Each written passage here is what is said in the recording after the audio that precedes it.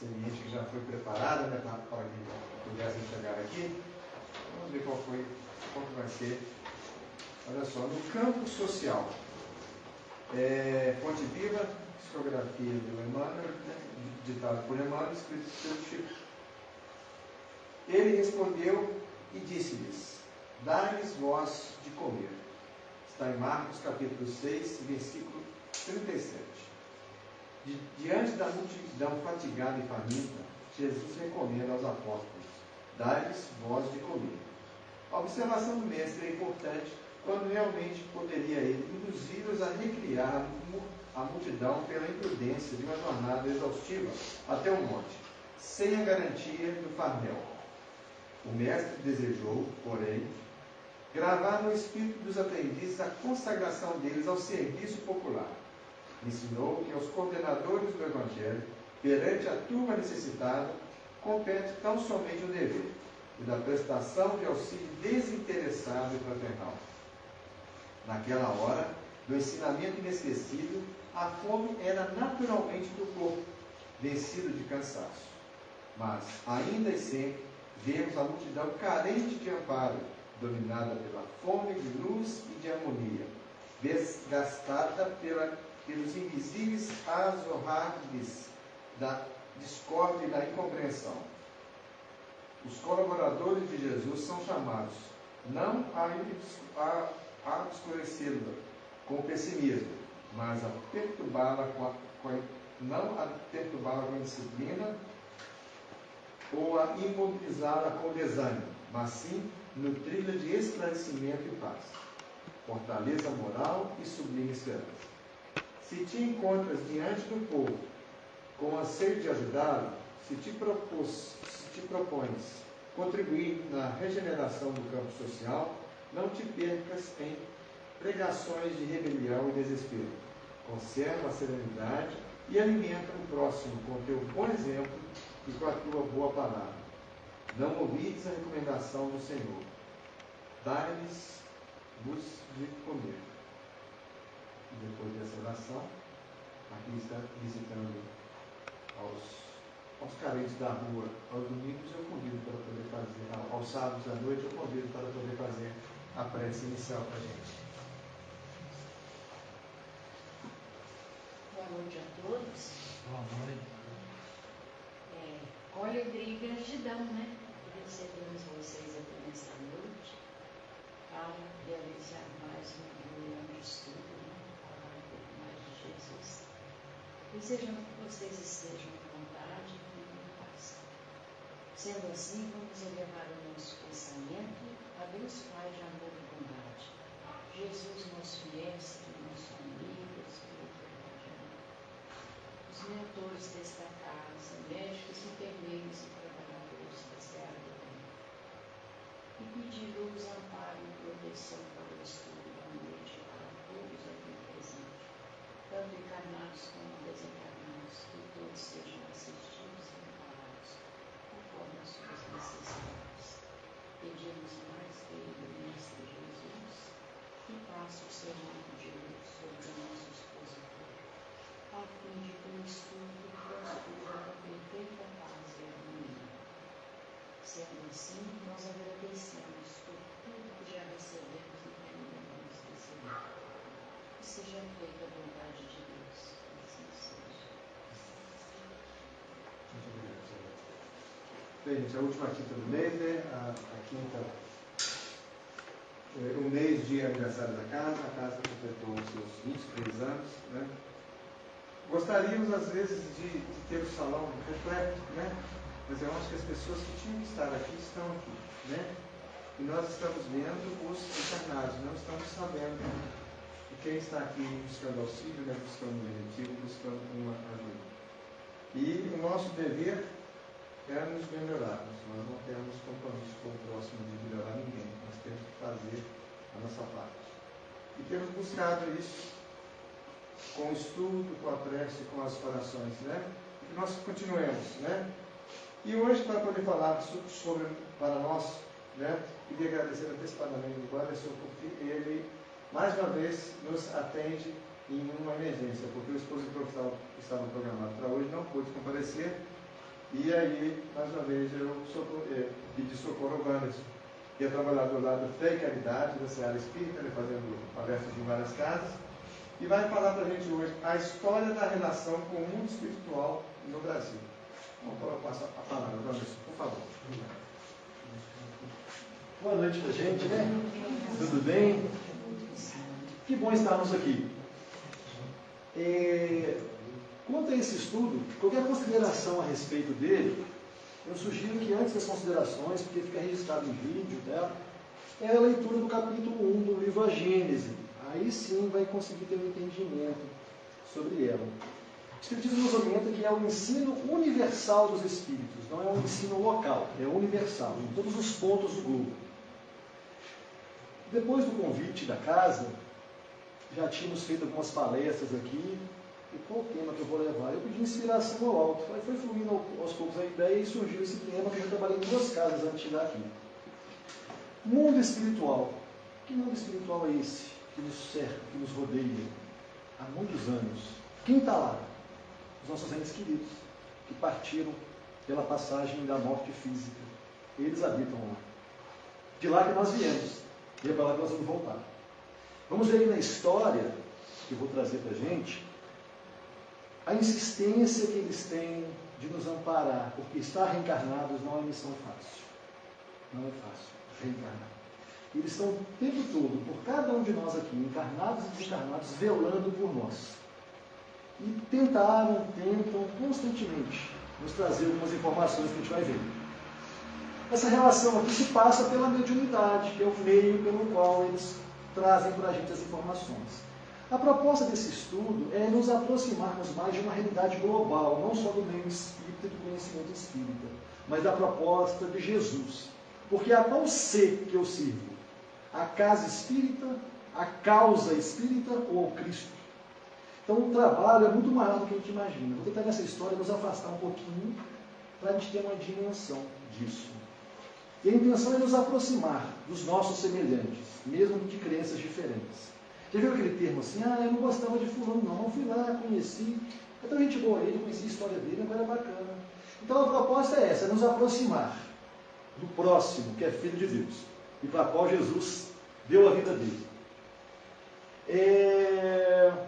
E eu vou contar uma história um pouquinho antes de chegar na própria história do Brasil, desse mundo espiritual que nos rodeia e que nos envolve.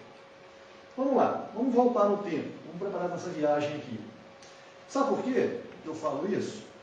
Por causa daquele ditado assim, ninguém ama o que não se respeita, e ninguém respeita o que não se conhece. Ninguém ama o que não se respeita, e ninguém respeita o que não se conhece. Então a proposta é conhecer, para a gente conseguir amar. A nossa proposta inicial, o nosso propósito inicial da reencarnação, seja aqui no mundo de encarnados ou no mundo espiritual, é só uma. A gente lê vários livros, faz vários trabalhos especiais, mas com uma única proposta. Esse é o objetivo final. Tem vários meios de chegar lá, que é amar, que é ser fraterno. E a proposta é essa nessa aproximação, é sermos fraternos.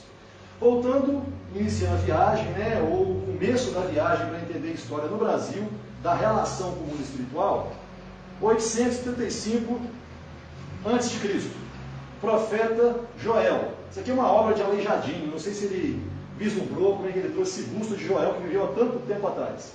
E lá Joel coloca no capítulo 2: naqueles dias derramarei meu espírito sobre toda a carne. Já foi anunciado que esse mundo espiritual estaria sobre nós, em algum momento. Aí ele fala: vossos filhos e vossas filhas profetizarão, vossos velhos terão sonhos, vossos jovens terão visões, derramarei meu espírito sobre vossos servos e vossas servas, mostrarei os prodígios do céu e da terra. Porque esse mundo espiritual, essa relação, a gente pode falar de céu e terra. Só que a gente sabe entender, hoje em dia a gente entende melhor o que é esse céu. Não é aquele local fixo no universo ou em cima, não. Esse céu é uma concepção muito mais ampla. E esse mundo espiritual nos acotovela, imagina um ônibus cheio. O tempo todo ele acotovelando no ônibus, é assim que estão os espíritos. Não é lá nem cá. Então o tempo todo cai para a gente. Uns se afinizam mais, nos acompanham. E essa comunicação do mundo espiritual, essa relação, tem 3 propósitos básicos. Que é nos consolar. Quantas vezes cartas do Chico, que recebo das mães aí, consolam, renova a esperança, advertir, ouve Israel, Messias vai vir, e nos instruir. É o propósito dessa relação, eles querem nos avisar. Tal qual uma viagem, preciso saber como é que é o local que eu vou, eles vêm nos avisar como que é esse mundo espiritual. Porque, queiramos ou não, iremos retornar a esse mundo espiritual em algum momento. Aqui é Velho Testamento, nós temos uma espinha dorsal, né? Temos lá o Velho Testamento, que é a primeira revelação, a segunda revelação, a vida de Jesus, e o Espiritismo, a terceira revelação. Então aqui passamos pela primeira revelação. Na segunda, peguei só esse ponto aqui, que Paulo de Tarso, em Hebreus, ele escreve: estamos rodeados por tão grande nuvem de testemunhas. Qual que é o entendimento? Quem são essas testemunhas que nos rodeiam o tempo todo?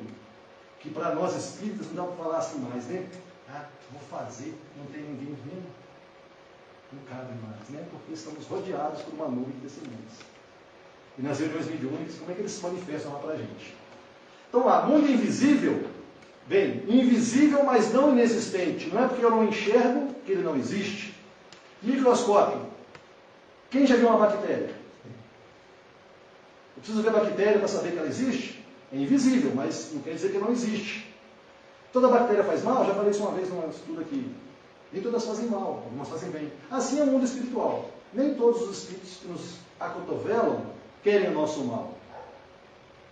Telescópio nos ampliou aí a visão do universo. Já não somos mais o centro do universo, a Terra. Tem outros planetas aí.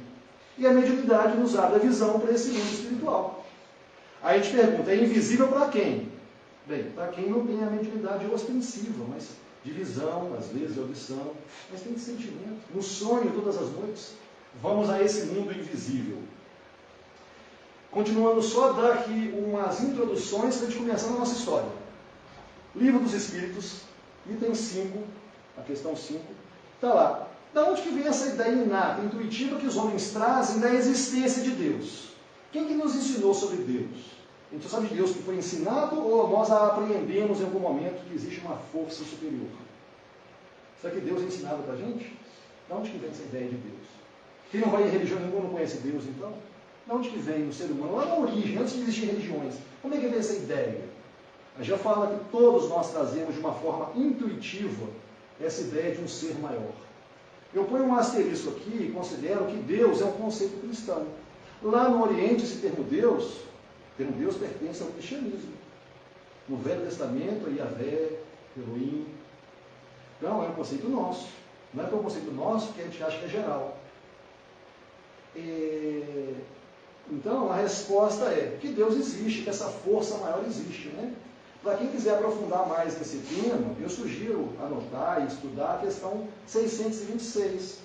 Lá Kardec pergunta assim para os espíritos: as leis divinas só foram trazidas à Terra, né, que essas leis que estão no mundo espiritual, que é importante a gente saber, só foi trazida por Jesus, esses conceitos das leis naturais e leis divinas? A resposta está bem clara lá. Porque é o seguinte, quantos anos teria Jesus se tivesse vivo até hoje, encarnado? 2018. Pois é. E antes dele, existia ser humano. Então ninguém conheceu as leis de Deus, se foi só por ele que foi trazido à Terra. Então aqui essa questão e as seguintes trabalha mais sobre isso. O importante é a gente ter isso como base para iniciar de vez a nossa viagem. Evangelho segundo o Espiritismo, que foi publicado em 1864, está lá. No capítulo 15, no item 8, o nome do capítulo é Fora da Caridade não há salvação. Todos os homens, essas almas quando escrevem todos, é todos mesmo, viu? Às vezes a gente fala que, não, toda mulher é igual, todo homem é igual. É verdade esse termo, todo homem é igual? Nós falando? Eles falando é diferente. Todos os homens são irmãos. Qualquer que seja a maneira, porque adorem o Criador. Kardec construiu a ideia, já não colocou mais Deus. Podia ter colocado, qualquer que seja a maneira, porque adorem a Deus. Não. Criador, que ele sabe que o nome do Criador lá naquela religião é um nome, aqui é outro. Então, todos os homens são irmãos, qualquer que seja a maneira, porque adorem o Criador. Eles se estendem as mãos e oram um pelos outros. Não criticam uns aos outros. A minha é boa, a sua é ruim. Isso aqui é um lembrete importante. Desse kit de viagem nossa, é importante levar esse lembrete. Não só aqui para essa nossa viagem, mas para a vida o dia inteiro, a todos os momentos, levar esse conhecimento. Sabe? Que todos, qualquer que seja a maneira. Agora sim, o Brasil até então aqui não existe. O território sim, as terras e o cruzeiro. Mas o Brasil com esse nome ainda não. Kardec, no Livro dos Médiuns, nos dá a característica de um médium confiável, de um meio confiável entre o mundo espiritual e o mundo terreno. E Chico é esse personagem que traz essa história para a gente no livro Brasil, Coração do Mundo, Pátria do Evangelho. Assim como nossos historiadores aqui podem ir nos livros de história, nas bibliotecas, no museu, e ver a nossa história, no mundo espiritual também. Há registros, há locais. Lá no Oriente fala de registros acásticos, que é uma forma de se arquivar lá. Então pode os espíritos desencarnados irem lá e fazer a pesquisa. Quando não nos trazer a própria experiência deles vividas, como nossos pais nos contam histórias, avós, eles também podem ter vividos. Humberto de Campos conta histórias de Jesus depois da passagem dos evangelhos. Amélia Rodrigues fala de vivências que ela teve, que ela foi encarnada na época de Jesus. Então eles trazem as experiências. Qual canal? Chico, esse livro. Então nós confiamos pela postura ilibada, pelo caráter que o Chico teve, né? Quando encarnado. Aí, ele relata para a gente esses trechinhos que eu vou marcar para a gente aqui, ó. Primeiro, um diálogo de Jesus com Iléu. Iléu é o encarregado da terra, dos encarnados. Ele está no plano espiritual, ele é o responsável, há uma hierarquia. Segundo Humberto de Campos, diz que Jesus vem periodicamente à terra para ver como que está o Evangelho no coração do homem. Não é nas igrejas, nos centros espíritas. Como é que anda o Evangelho. E quando ele chega aqui, era a época das cruzadas. Imagina ali, Léo, Senhor, o bicho está pegando aqui, mas eu vou dar um jeito, né? Porque o Léo é o responsável de harmonizar tudo isso. Como é que está o Evangelho na Palestina? Está uma confusão danada lá. A gente precisa levar essa árvore do Evangelho para outro território. Onde a gente vai levar essa árvore? Não conhece nenhum lugar? Como um bom educador, ele não determinava, vamos levar para lá. Ele fez o aluno pensar. Aí Léo pensa. Nas Américas há um local muito harmonioso, onde dá para se ver o símbolo da redenção humana, que é o Cruzeiro do Sul. E diz que em Léo, no meio desse diálogo, chega uma hora, mas Jesus, aonde eu vou levar nessa terra? Porque tem lugares que estão em guerra, que não é santo. Aí eu registrei essa fala preciosa de Jesus para Iléu. Ô Iléu, qual lugar da terra que não é santo? Em todas as partes do mundo, por mais recônditas que sejam, pairam a bênção de Deus. Até no prostíbulo, bem, o Chico esteve lá, quando novinho, conforme está no filme. Quem viu o filme viu o que ele fez com as moças lá.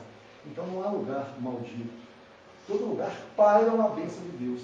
É uma questão de percepção. Minha vida está no inferno. Você consegue perceber Deus? Você fez um movimento para perceber, porque o amor de Deus é constante em nossa vida, em todas as regiões, todas. Em favelas, em locais que a gente acha que é hediondos, horríveis, tal qual presídios, paira a bênção de Deus. A conexão depende de cada um de nós, é o que nós estamos buscando aqui. Então, chegam no Brasil, num território onde não fala no livro que o Brasil não existia ainda com um nome, diz que Jesus, com mãos erguidas para o alto, né, como se invocasse a bênção de seu Pai. Olha a humildade. Pede a bênção para todos os elementos desse solo. Não é só dos seres humanos, não. Todos os elementos. Ele pede a bênção. Meu Deus, ampare, abençoe esse solo sagrado. E estando no Brasil ainda, fala Jesus. Ainda nas terras do Cruzeiro, né? Foi chamado a colaborar na edificação da Pátria Nova o elemento indígena e almas bem-aventuradas das costas da África. Colaboradores. Está aqui os índios, está lá. E essas almas bem-aventuradas. Segundo está no registro que Chico trouxe para a gente de uma fala de Jesus. Beleza. Vamos então aqui nas terras do Cruzeiro, em 1500, nessa nossa viagem. Bem, os índios mantinham já, na época deles, relação com o mundo espiritual. Eles tinham a relação deles com o mundo espiritual. Eles adoeciam. Muitas vezes a gente busca uma cura numa casa espírita. Busca um conforto espiritual com o sofrimento que a gente está passando. O sofrimento não é novo, não, sempre existiu. Então está aqui, ó. Tinha uma relação com o mundo espiritual. O ritual de cura, que era realizado pelo pajé, né, era chamado de pagelância. Quer chamar de mediúnica? Pode chamar. Não estou dizendo que é igual não, tá? Cada qual com as suas características, mas o propósito final é esse contato, essa relação com o mundo espiritual. Quer chamar de médium? Quer chamar de pajé? Nesse caso aqui, quem realizava o ritual, que era o encarregado, era o pajé. Porque esse mundo espiritual está envolvendo todas as épocas da humanidade. 1500. Beleza, então esse povo aqui foi chamado. Eu destaquei aqui mito e rito. Para ser uma religião, a religião tem que ter um mito, alguma coisa que surge, igual Moisés lá, aquela montanha flamejante, aquele mito lá, ele dialoga com Deus. Aí, quando as pessoas fazem um rito, é para relembrar o mito. Então, o mito ele é rememorado durante os seus ritos. Então, quando eles fazem aquelas danças, aquela situação toda, foi que é para relembrar um momento onde aquele mito, geralmente nos povos iniciais, era o fogo que era o elemento do sagrado, ou a morte, a vista daqueles parentes que desencarnaram, de animais que já tinham morrido, apareciam para eles. Aquilo era um mito. E eles faziam rito porque naquelas relações vinham orientações para a cura. Então está aqui. Já tinha uma relação, os índios. E Chico fala, Emmanuel, né, conversando com Chico, né, Chico, pois nós brasileiros, tal. Ele mandou, meu filho, a gente não pode, a gente não é brasileiro não, brasileiro mesmo de origem são os índios. Essa terra nos abriga, nos acolhe para a nossa redenção humana. Então tá, o elemento indígena. Vamos agora na África, em 1500 também, eles estavam lá, essa turma toda. Está achando estranha essa figura? Essa forma? Vai numa igreja. Vestimentas, paramentos, a gente vai ver depois aqui para frente. Bem, lá eles tinham a vida deles, tinham a identidade, um nome, uma família, a cultura religiosa e também já mantinham lá a relação com o mundo espiritual. Quer chamar de Santo Antônio, São José? Lá eram os orixás, era o nome que eles deram. Cada um dá um nome. Eles já tinham uma relação com o mundo espiritual. Almas bem-aventuradas nas costas da África, segundo Jesus no livro Coração do Mundo, Pátria do Evangelho. Essa turma está lá, servindo ao Pai do Céu de alguma forma e vivendo a sua vida. Iam ser levadas para o Brasil para a edificação de uma pátria nova. Conta as tradições do mundo espiritual que, da mesma forma que a gente recebeu Chico, Divaldo, né, no meio católico também tem as suas almas iluminadas reencarnadas lá, que nos auxiliam na caminhada, diz que na época reencarnaram almas para quê? Para ajustar esses povos, os índios, por exemplo, para quando os portugueses chegassem, fossem bem recebidos, ou tivesse aquele ambiente pré-harmônico para haver harmonia. Da mesma forma, almas bem-aventuradas para motivar e ser o exemplo para as outras, para fazer o papel que eles tinham na Terra. Bem, volto a lembrar aqui, ó, todos são irmãos, qualquer que seja a maneira porque adoram o Criador. Em relação às vestimentas, aqui está os santos católicos.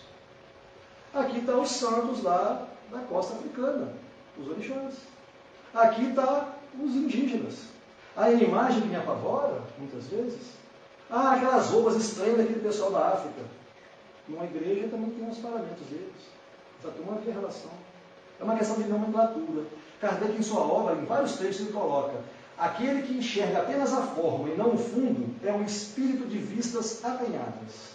Traz dessa forma um fundo, que tem um papel para auxiliar, para socorrer cada um dos povos. Eu pus só esses aqui. Se a gente for lá para o Oriente, também vai ver outras divindades deles, né? E nessa questão religiosa aqui, gente, não há certo, não há errado. Não há melhor nem pior. A minha religião é melhor, aquela religião é errada. Isso no campo religioso, existe a experiência religiosa que cada um tem, um ambiente que lhe afiniza. Então, a gente tem isso como ideia. Todos são irmãos, qualquer que seja a maneira que adorem o Criador. Kardec coloca isso no Evangelho segundo o Espiritismo. Então, tem isso como base. Não há certo nem errado, não há melhor nem pior nessas relações aqui. Bem, aí em próprio 1500, Jesus está aqui na Terra, aqui no Brasil. Ele tem aí deixa de ser Iléu. Iléu é o organizador do próprio planeta. O Ismael, ele vai, diz Jesus para ele, olha que bonita essa frase de Jesus, né? Ismael, estava lá Jesus com toda a equipe no plano espiritual, cercado de almas bem-aventuradas e espíritos esforçados para fazer com que o Evangelho seja implantado na Terra. Que essa construção do reino de Deus se dê de uma vez por todas. Ismael, manda meu coração. Olha, não é a cabeça não é meu pensamento não é meu raciocínio não. A boca fora de coisa cheia? Coração. Manda meu coração, que doravante sejas você, o zelador dos patrimônios imortais que constituem a terra do cruzeiro. Temos muito petróleo, mata, água. Sim, patrimônios materiais. Mas há outros patrimônios espirituais que o Brasil pode e já oferta para o mundo tudo, né? Então, Ismael, e dá a Jesus, segundo Humberto de Campos, uma bandeira branca para Ismael, aonde ele escreve Deus, Cristo e caridade. Não põe Deus, testemunho de Jeová e caridade. Não põe Deus, Espiritismo e caridade. Põe Deus, Cristo e caridade. Aqui, essa bandeira aqui, ela está na porta da FEB, na biblioteca. Quem vê foto na internet da FEB vai ver lá, Deus, Cristo e caridade. Esse é o caminho que Ismael, na hora, o seu coração pediu para colocar isso nessa bandeira. Né? Vamos lá. 22 de abril, 1500. Os portugueses, que também fazem parte dessa colaboração de Jesus para essa edificação, descobre o Brasil. Não existia, chegou aqui e descobriu? Ou já tinha povos que existiam? É uma pergunta que eu faço. Não sei se eles descobriram. Chega alguém na sua casa, descobriu a casa do Neivaldo. Não, eu tinha morador lá. Eu tinha morador naquela região. Então tá, chegam os portugueses no Brasil em 1500. 1549 ali, catequização. Bem, foi de uma forma, de uma certa forma, imposta, né? A minha crença é melhor que a sua, larga a sua, agora tudo que você sabe, aqui é a minha, toma. Bem, na época foi o que podia ser feito, nenhuma recriminação. Mas hoje, como é que eu estou lidando com os meus familiares, com as pessoas que têm uma crença diferente de mim? Porque o Espiritismo é bom para mim, eu quero que seja bom para todo mundo, eu quero impor. A melhor imposição é o exemplo. A minha mudança pessoal é a melhor forma de eu chegar até o próximo, né? Mas é necessário me aproximar do outro, ver como é que ele crê em Deus. Então, por essa forma imposta, eu deixar só uma observação para como é que está a minha postura, porque é muito bom para mim, era bom para esse padre a forma que eles oravam, e tinha a devoção a Deus, aos seus santos, né?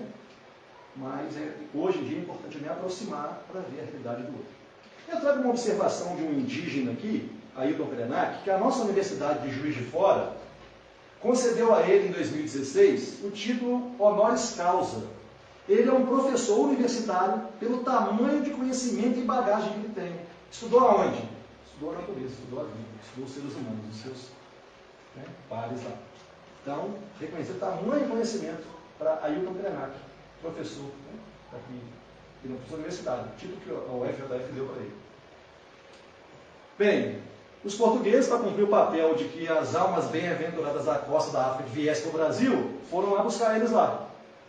Diz Dona Tiana para a gente, Dona Tiana, ela cuida de mais de 800 comunidades quilombolas em Minas Gerais.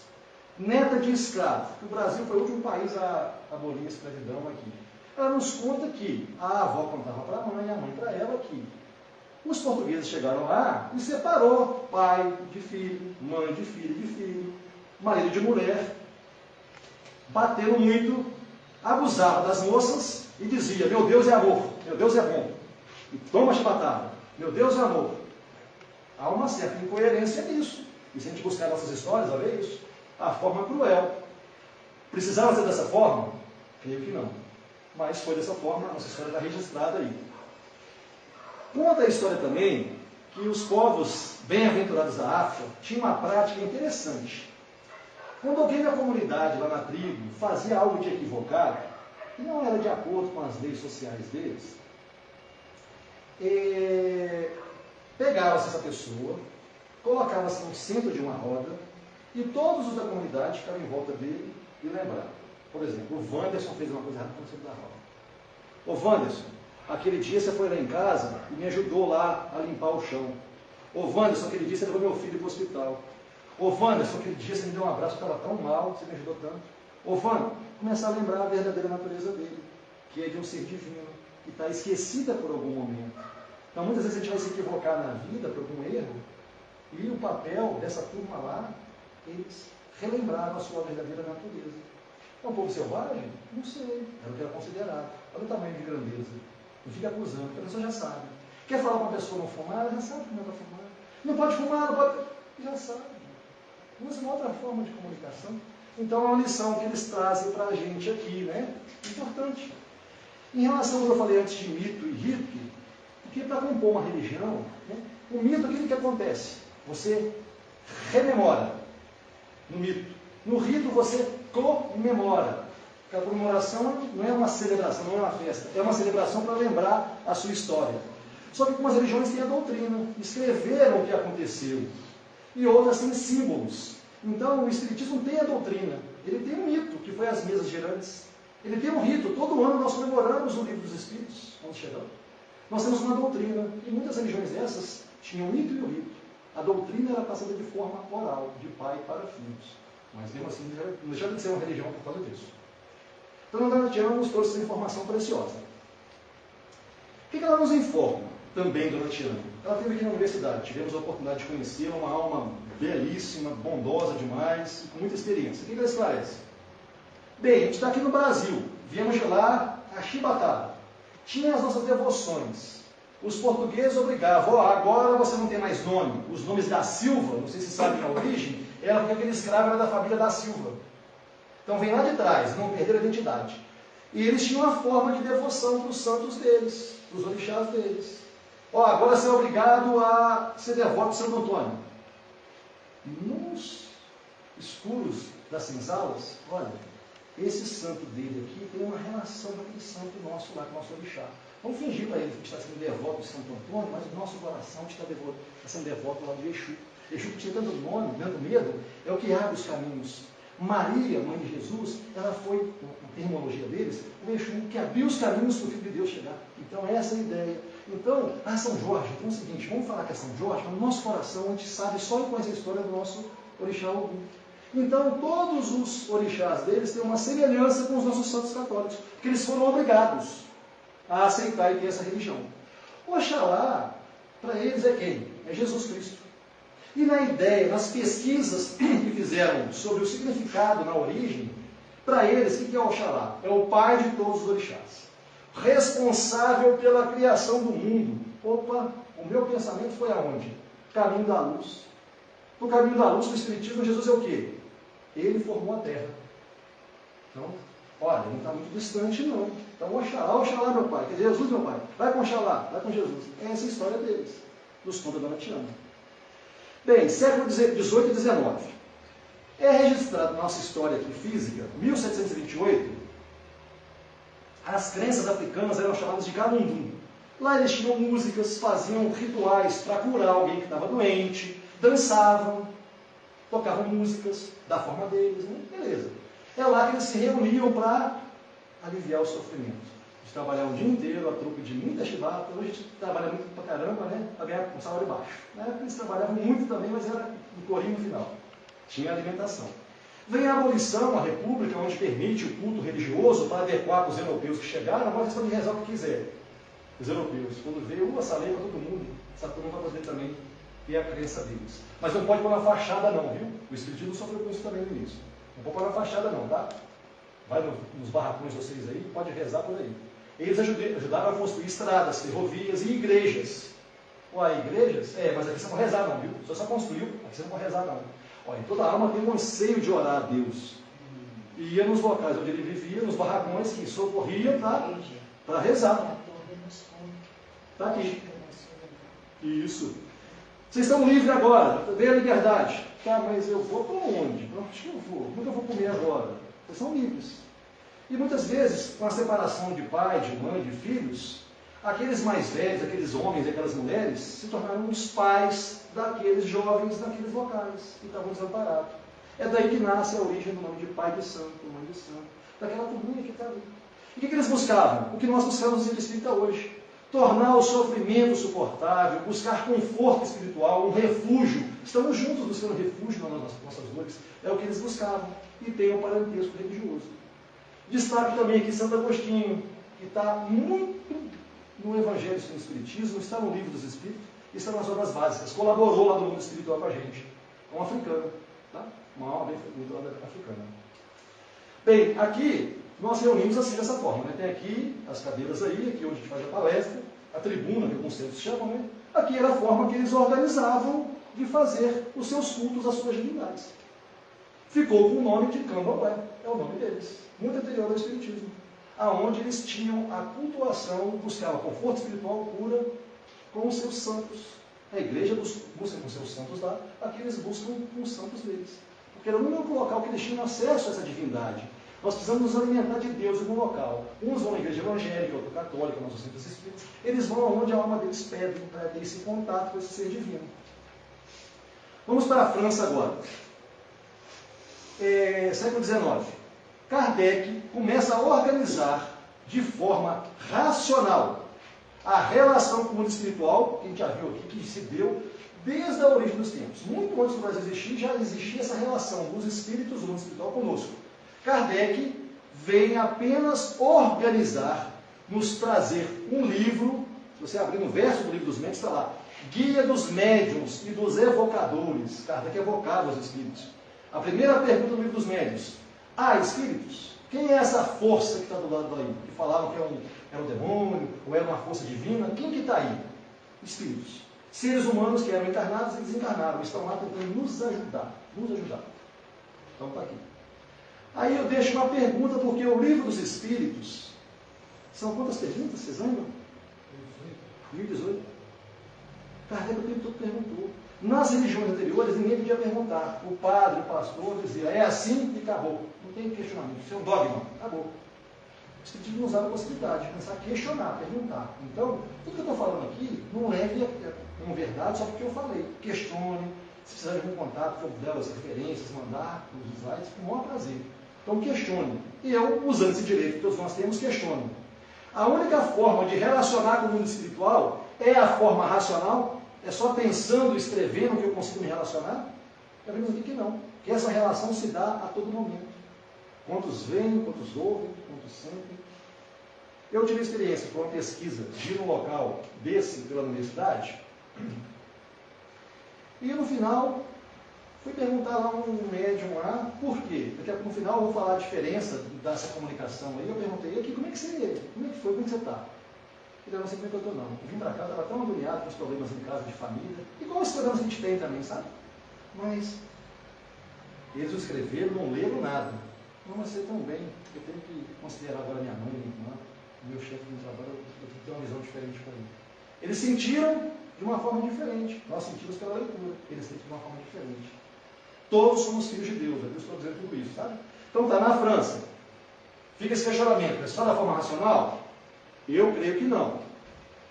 Da França para o Brasil, século XIX, o primeiro centro espírita registrado pela nossa história humana se deu em 1865. Aqui não tinha nem lançado a Gênese ainda, em Salvador, Grupo Familiar do Espiritismo, Pérez de Menezes, primeiro centro espírita que se deu no Brasil. Em 1884, a fundação da FEB. JK, como presidente, declara a FEB como uma entidade de utilidade pública. Olha, uma relação, Bezerra de Menezes veio nessa época também para fazer a união do movimento espírita, que era meio separado, ciência e religião e tal. E o governo brasileiro reconhece essa instituição que media a relação com o espiritual como de utilidade pública. Nossa alma precisa ser alimentada pelo espiritual. Precisa, necessita. Vai para Brasília em 1967 e tal, beleza. Só que não acabou esse contato com o mundo espiritual também não. Veio lá tinha os indígenas, veio lá os africanos lá e... Olha a cronologia aqui, ó. Espiritismo lá na França, século XIX, no Brasil, 1865, em 1908, já no século passado, em Niterói, inicia o que nós chamamos e conhecemos como Umbanda.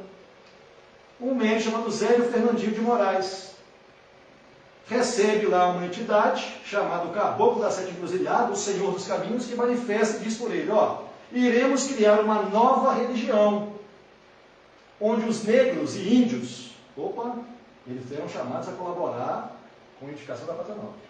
Considerados espíritos atrasados, poderão manifestar, quer dizer, relacionar e dividir com a humanidade os seus conhecimentos. Mas aquilo lá, vai na igreja também, isso aqui, o sincretismo dos santos lá no Umbanda. Por que ele tem que manifestar como índio? Por que ela tem que manifestar como freira? A Joana de Ângeles. Então, é enxergar além da forma, enxergar o fundo, que é um ser enviado ali. Porque o trabalho que eles fazem não é diferente do nosso, não. O lema deles é esse. Umbanda sempre foi e será paz, amor e caridade. Seu fundamento básico nunca muda. Umbanda é a manifestação do Espírito para a prática da caridade. Com quem sabe mais, vamos aprender. Com quem sabe menos, vamos ensinar. E a ninguém virar as costas. Era o lema da Umbanda. Trabalho de caridade, edificação da Pátria Nova. Fora da caridade não há salvação. Então a caridade ela não é só ensinada para nós espíritas, não. Ela é ensinada para todos, porque ela é o único meio de salvação, é a caridade. Então o Pai do Céu vai utilizar todos os recursos. Em Juiz de Fora o pessoal fala, não, tem centros que só vai pessoas bem de vida, com condição maior. Bem, gente, todos somos filhos de Deus. E Deus ajuda o homem através do próprio homem. E o alimento vai para todos. De repente, aquelas almas no estado social que está na atual encarnação, jamais vivem numa casa simples, como a nossa. Então, preferem lugares de luxo. Mas, na essência, no fundo, se tiverem horas de ver e ouvido de ouvir, a mensagem lá é a mesma mensagem que se dá aqui. Então, essa diferença é a necessidade que o Pai do Céu tem de comunicar o seu amor para todos, ensinar o que tem do mundo espiritual para nós e a todos, sem distinção. 1910, 2 anos depois, 1908, inicia a Umbanda, Chico Xavier nasce. Está aqui, mais de 400 livros que veio de onde? Do mundo espiritual. Veio fazer o quê? Nos orientar sobre essa relação com o mundo espiritual. Relação baseada de qual forma? Porque mediunidade sempre teve. Qual que é a mediunidade que o Chico nos ensina, que o Espírito nos ensina? Mediunidade com Jesus. Vários livros. Aqui eu só coloquei 3. Seara dos Médiuns, Nos Domínios da Mediunidade e Mecanismo da Mediunidade. A frase preferida dele era amar ao próximo como a si mesmo. Então está aqui, Divaldo Franco, aqui em Juiz de Fora, em 1993, numa palestra no Teatro Central, tem um áudio gravado que um amigo nos mostrou há pouco tempo atrás, num grupo que a gente estuda Nos Domínios da Mediunidade, um livro precioso. Divaldo fala, ele levou para a gente ouviu o áudio do Divaldo falando, que Chico ficou 84 anos se preparando no plano espiritual antes de reencarnar para ser essa maior antena que nós já conhecemos aqui na Terra, desse intercâmbio com o mundo espiritual. 84 anos. É só fazer as contas. 1910 menos 84, a gente calculou, vai dar 820 e poucos, não é isso? Muito antes do Espiritismo chegar na França, o Chico já estava sendo preparado no mundo espiritual. O projeto que Jesus faz, porque nós espíritas não somos, pode ser triste ouvir, não somos o objetivo final de Jesus. Nós somos um dos meios pelos quais ele traz a sua mensagem. A mensagem dele chega por várias formas. Nós somos apenas mais uma forma. Nós nos adequamos e gostamos dessa prática, onde eu particularmente adoro, porque deu sentido para a minha vida, como acho que deu para a vida de muita gente. Só que outros o sentido encontrou em outros locais. Eles não são melhores nem piores porque encontraram a mensagem de Deus e de Jesus em outros locais. Entende? Então é isso. Ele intermediou essa relação. Quais são as diferenças na forma de relação com o mundo espiritual? Aqui são datas que estão registradas aqui no nosso arquivo material de quando se viu com a primeira comunidade lá de Candomblé. 1728, um outro nome, chamava de Calundum. Os primeiros espíritos do Brasil, 865, de Umbanda. Qual que é a diferença assim, básica, bem superficial aqui? Esses orixás lá do Candomblé é como se fosse uma divindade. Tem a divindade principal, essa nunca se manifesta. O que nós chamamos de Deus, eles chamam de Olorum, Olorum. Esse nunca se manifesta nos terreiros deles, nos barracões. Só que tem os santos deles. A gente viu lá. Exum, Oxóssi, né? Que se manifesta. Os médiuns, como é que eles recebem? Durante o dia de celebração deles, quem é de tal orixá, do Oxóssi, por exemplo, naquele dia que é daquele orixá, a pessoa sente um movimento, fica em transe, é guiado por uma pessoa e fica lá dançando, rodando. E quando sai, é aquela resposta que eu falei com vocês, que eu perguntei ao rapaz o que ele estava sentindo. Um bem-estar danado. Então lá não há comunicação de ser humano que desencarnou e comunicou. Lá você não conversa com o espírito, igual nós conversamos numa mediúnica. No espiritismo, o contrário, você só conversa com quem foi encarnado, com quem foi ser humano. Você não conversa com divindades da natureza, da água, do sol, né? Do fogo, quer dizer. Lá eles só sentem essa energia, não conversa. No espiritismo nós conversamos, com espíritos pelas mediúnicas. Na Umbanda, é a mescla dos dois. Primeiro, baixa lá um orixá, que é Iemanjá, olha a similaridade com Joana. Ela é o orixá das águas. No dia de celebração dela, ela chega, ela faz uma limpeza, que eles falam no terreiro, para depois manifestar quem? Os preto velho, os caboclos. E um movimento interessante na pesquisa sobre Umbanda, olha só, os negros e os índios foram rechaçados durante a história. Apanharam muito, perderam a sua identidade. Hoje, quando você vai fazer a pesquisa nos terreiros de Umbanda, quem que é a maior parte das pessoas que estão lá? E fica cheio, viu? Mais de 150 pessoas. Faço palestras em alguns centros de Umbanda que eles me chamam para fazer. São pessoas brancas, eles querem conversar com o médium, eles não aceitam, não acham ainda necessário só o passe espírita, querem conversar com o guia. E quem são os guias que estão conversando com eles? Os pretos e os índios. Então, aquele povo que eu rechacei, hoje eles amorosamente perdoou os nossos equívocos com eles, vão lá pedir conselhos para eles. Os brancos pedindo conselhos para os negros e os caboclos. Né? Tudo servindo ao Pai do Céu. Nós, como espíritas, sabemos que já reencarnamos como negros, como índios, nessa turma toda. A gente vai navegando para lá e para cá o tempo todo. Então, essas são as relações que existem de diferença com esse mundo espiritual. Eu vi um filme chamado 12 ou 13 anos de escravidão, da Netflix, estava com a minha filha de 11 anos. Eu não sabia que o filme tinha cenas mais duras, né, mas já estava no meio do filme. Aí tem uma hora que estão espancando lá os negros mesmo lá. Aí ela vira para mim, ela frequenta a evangelização, falou, pai, a gente reencarna no filho. Ai, pai, se eu descobrir que eu fiz isso em alguma época da minha encarnação, até uma pessoa assim, pai, eu não quero nunca mais viver. Ela falou dessa forma, espontaneamente, eu não quero nunca mais viver. Meu filho, lamento informar. Isso é impossível. Nós vamos viver sim, ou no mundo espiritual, ou desencarnado.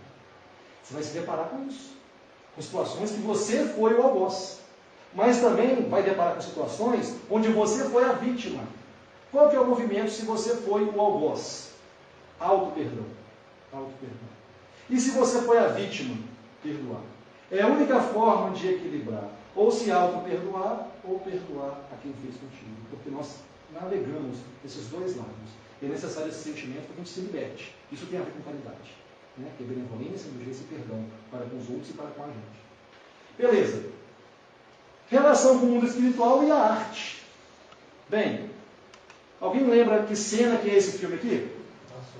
Nosso Lar. Um filme espírita baseado num livro que veio do mundo espiritual. Aqui uma peça de teatro que teve em Juiz de Fora, também, teve no Brasil todo. Há 2000 anos, de um livro que veio do mundo espiritual. Temos Violetas da Janela, que é a Ana Rosa, que é um livro aí, uma peça de teatro que está há anos percorrendo o Brasil todo, consolando muitas almas. É a arte que vem do mundo espiritual para a gente aqui. E aqui, Alabê de Jerusalém, quem é esse cidadão? Conta a história que ele foi... Bem, para mim pedir permissão para falar dele, é importante a gente pegar uma autoridade no assunto. Talvez não dê tempo de eu passar o vídeo, mas o Haroldo, nessa entrevista, ele fala, é um profundo pesquisador dos evangelhos. Ele diz, depois eu posso encaminhar um vídeo para quem quiser, por e-mail, né, pelo WhatsApp, ele diz o seguinte, é a maior obra ligada ao evangelho que eu já vi. Eu não consegui parar de chorar ao ver. Eu que apresentei para o movimento espírita Alabê de Jerusalém. Beleza? E também é uma arte. Da mesma forma que teve adaptações que estão no filme, mas não estão no livro, no teatro que está no filme, mas não está no teatro, mas não está no livro, tem umas adaptações que a Alabê faz. Alabê é o espírito e o médium é o Altair Veloso. O Alabê, rápido uma história dele aqui, breve, é o seguinte, é um negro africano que começa aos 12 anos e ir para o Oriente. Chega no local, havia um centurião romano que tinha um filho acabado de morrer e estava muito doente. Ele enterra o filho desse centurião com a ritualística dos povos africanos, cura o centurião, que fica muito grato a ele, e fala, vamos para Roma? Ele tocou a parada, ele foi para Roma com ele. Chega lá, ele era o curandeiro, pelas práticas que ele tinha, com contato com o mundo espiritual, dos soldados romanos. Pilatos foi mandado para Cesareia. Quem que vai junto nas tropas? Alabê. E lá ele consegue presenciar vários episódios da vida de Jesus. Essa obra é narrando toda a história de Jesus a partir do ponto de vista que ele está. Tal qual a Amélia Rodrigues, nos seus livros, traz informações da vivência que ela teve. Uai, então é só os meios espíritos que teve contato no passado, que tem história? Não. Essa alma, esse espírito, teve essa história, essa relação. Ele presenciou. Não está registrado nos evangelhos, mas quando Jesus estava sendo crucificado, ele também estava perto. Lá. Era um devoto, era um seguidor exemplar de Jesus. Aprendeu muito com ele. E nesses inúmeros diálogos, porque uma passagem do Evangelho, tipo aquela mulher que está sendo apedrejada, A gente lê aquele trechinho ali, vem para casa, a história não parou ali não. A história continuou. O pessoal foi embora, Jesus foi embora com Pedro, o Humberto de Campos narra isso. O que o Olabê traz para a gente pelo Altair Veloso? Um momento onde a mãe de Judas, a mãe de Judas, aquele que todo mundo, lá pelas crenças religiosas, apedreja uma vez por ano. Porque um obsessor, gente, tem mãe. Um paciente com leito no hospital, tem alguém que ama aquele paciente. Vão ser pessoas para Deus. Todos somos e tem quem nos ama. A mãe de Judas o Judas tinha uma mãe que sofreu demais da conta. E ela vai buscar socorro em quem? Em Maria, mãe de Jesus. Eu trouxe para a gente poder ouvir aqui um trechinho desse diálogo, que é uma ópera. Ela abriu começando a narrar o que ela presenciando e depois deixa o diálogo entre as duas ali. Quantas mães, às vezes, como você vai ver a mãe de Judas falando, eu falei para ele não fazer essas coisas, mas ele fez. Eu sei que ele fez errado, mas é meu filho. Quantos que estão na prisão aí, execrados? É meu filho. Eu sei que está errado, ele vai pagar tudo que ele fez. Mas eu não deixo ele sofrer porque ele é meu filho. Então todas as almas que estão no mundo espiritual, que a gente chama de, muito tempo na história de demônio, de obsessor, são almas preciosas para alguém. Se não for para ninguém, é para Deus. Então ele narra esse momento aqui, que eu queria trazer para a gente, se vocês me permitirem colocar aqui para a gente aqui, esse diálogo aqui. Deixa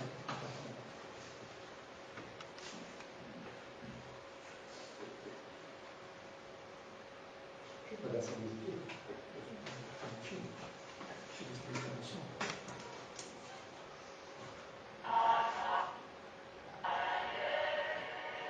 Uma ópera. Só um detalhe, essa ópera, o Teatro Municipal do Rio de Janeiro, nela toda, tem várias personalidades, cantores famosos. A Unimed bancou, não quis cobrar nada. Os atores, quando o Altair apresentou toda a ópera, todos os colaboradores nem quis cobrar nada. Nem quis cobrar nada. De tamanho envolvimento espiritual que tinha. Tem um trecho bacana quando a mãe de Judas fala, né? Eu sei, eu perdi meu rouxinol, que era o Judas. Você também perdeu seu rouxinol, Maria. Então você entende da minha dor. Né? E é isso, quando as mães passam por essas dores, é uma relação com o mundo espiritual, com as experiências que nos renova a esperança muitas vezes, né? Acreditar que a Maria vai nos socorrer. E no livro Memória de um Suicida, quem que está lá socorrendo os suicidas? Que é o pior dos crimes que muitas pessoas falam que é Maria, mãe de Jesus. Então essa alma bendita está sendo o caminho. Alguém vai narrar. E a noite estava bonita, o céu cheio de estrelas, nenhuma palavra ou escrita poderia descrever. Uma emoção tão grande acontecia naquele instante, nada tão emocionante, nada em minha vida, tão intenso, e de repente um silêncio, carregando um soldado. E um velho lenço encardido que um dia usou num berçário. Com o rosto ressequido, marcado pela agonia, se aproximou da colina uma senhora indefesa. Pediu licença, com tamanha delicadeza. A tal mulher indefesa se dirigiu a Maria.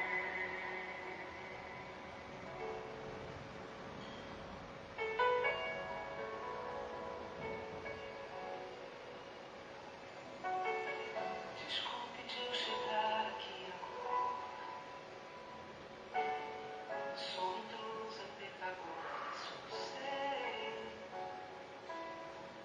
Eu vim em busca de uma tal senhora que meu filho me dizia que era mãe de um rei. Eu disse pro meu filho, trata ele em nossa casa.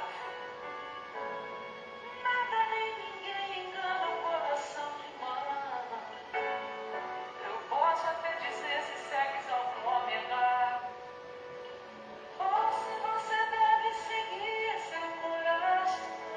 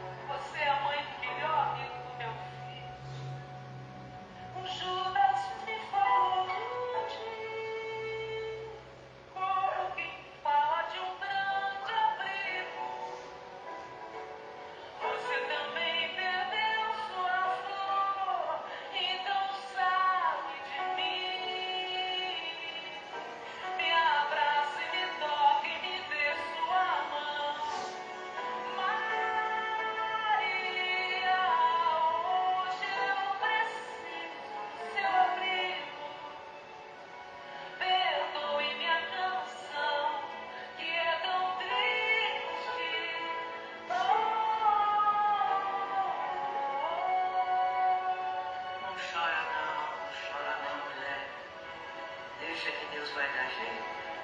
Nossos filhos não têm defeito, ainda mais quando lembramos daquelas coisinhas pequenininhas mamando no peito.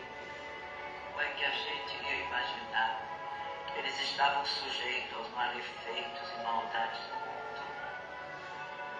Olha, mulher, foram quase 3 anos que nossos filhos ficaram juntinhos quase todos os dias. E aí, o coração dessa velha Maria, às vezes quase bravo, às vezes quase explodia, só de ouvir as más línguas dizendo que mais dia menos dia iriam pegar os nossos meninos. Será que os nossos meninos sabiam, mulher? E por que é que o seu filho iria trair com um beijo alguém que brilhava com um relampejo e todo mundo via? Todo mundo via. Até o forasteiro sabia o que o meu menino Jesus fazia. Olha, mulher, não chora, não chora. Eu vou te lembrar agora aquela coisinha linda do nosso vizinho. Nossos filhos não são nossos filhos. São filhos da ânsia da vida. Vêm por nós, mas não nos pertencem. Podemos até abrigar seus corpos, mas não as suas almas.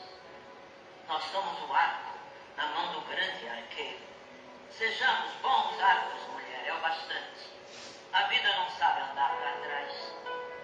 E olha, confiai teu filho às ondas, assim como eu confiei o meu.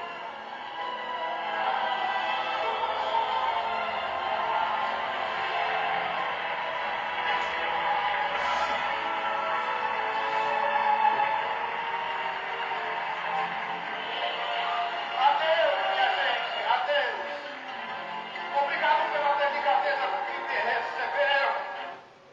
Obrigado pela delicadeza que me receberam. Então, a gente está caminhando para o final aqui. O que é um exercício que pode ser feito, né, diante das religiões diferentes? Às vezes a gente tem contato. Né? Então, acho que você falou esse slide uma vez aqui. Quem está certo? É 6 ou é 9? Né? E uma frase, que a gente não sabe atribuir a algum autor, a gente escutou uma vez e fez muito sentido. Olha, eu não acredito no que você acredita, mas eu acredito que você acredita. Não estou dizendo que a sua crença não serve, não, que você é mentiroso. Eu não acredito, mas eu acredito que você acredita, que o seu sentimento é puro e verdadeiro. Então, esse contato humano deve ser importante. A gente pensa dessa forma, né? Então, a gente exercendo a fraternidade, enxergando o outro como irmão, mesmo com pontos de vista diferentes, é um caminho para a gente começar a construir no nosso coração a fraternidade, o amor, né, que é o nosso objetivo final. A vida é cooperação, não é competição. A gente deve colaborar. Aqui é uma flor de lótus, que no hinduísmo lá é o que se via na cabeça de Celina, segundo narra André Luiz no livro Os Domínios da Mediunidade. Era uma alma tão elevada, num intercâmbio com o mundo espiritual, uma alma tão devota, que ele avistando o seu chakra coronário, ele via como se fosse essa flor de lótus, fazendo essa intermediação entre o mundo espiritual e o mundo material.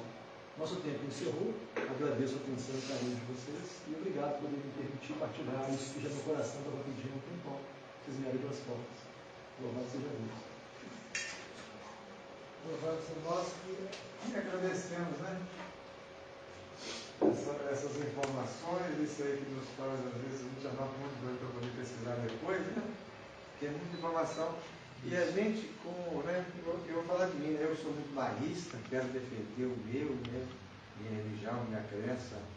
A gente fica tão, assim, envergonhado, às vezes, de ouvir essas coisas, porque é difícil praticar isso, né?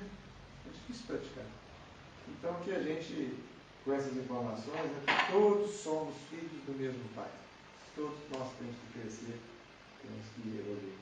Muito obrigado por você ter trago essa informação para a gente mais claramente, né? Eu queria agradecer também a presença de todos, né? Que nós possamos estar aqui. O mês do aniversário está passando, mas as palestras públicas das quintas-feiras vão continuar, tá, gente? Todas as quintas-feiras. Talvez se tiver frio, um chazinho ainda, né, Rosario? Um biscoitinho. Na medida do possível. Isso.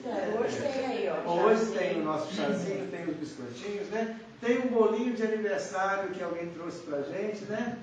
Um bolinho de aniversário no final do mês. E quero agradecer a todos vocês por estarem aqui, né? Estamos aqui procurando seguir Cristo, procurando entender, procurando aprender, né? Mas leve o nosso abraço por onde você for para os trabalhadores de fé, né? E eu vou pedir para você fazer a prece final, a nossa bibliografia e o traço coletivo, por favor, Marcelo. A gente vai apagar as luzes aqui, eu vou fazendo essa palestra, né, como preparação para vir hoje aqui, lá no Fé e Realidade, dia 20, semana passada, lá tem uma pessoa que toca violão, até eu te falei o contato dele, né, mas ele mora longe, não tem carro. Aí ele trouxe uma música que faz todo sentido. Então, uma música de 3 minutinhos, a gente escuta essa música e a gente parte depois para fazer a vibração do passe coletivo aí. Tentem ficar ligados na canção, na música, na letra, porque realmente ela faz muito sentido com essa palestra que foi apresentada e que ele apenas compôs esse estudo com essa letra, com essa música que ele trouxe. Eu perguntei, por que você trouxe isso? Só meu coração pediu. Né? E não sabia de nada que eu ia falar contigo. Querendo fechar os olhos, uma boa respiração, uma coluna ereta, tudo facilita nós entrarmos em sintonia. É preciosa. Fala que a gente reencarnou na Europa quantas vezes e por orgulho nós nos equivocamos. Com misericórdia, Jesus nos traz para reencarnar em terras brasileiras.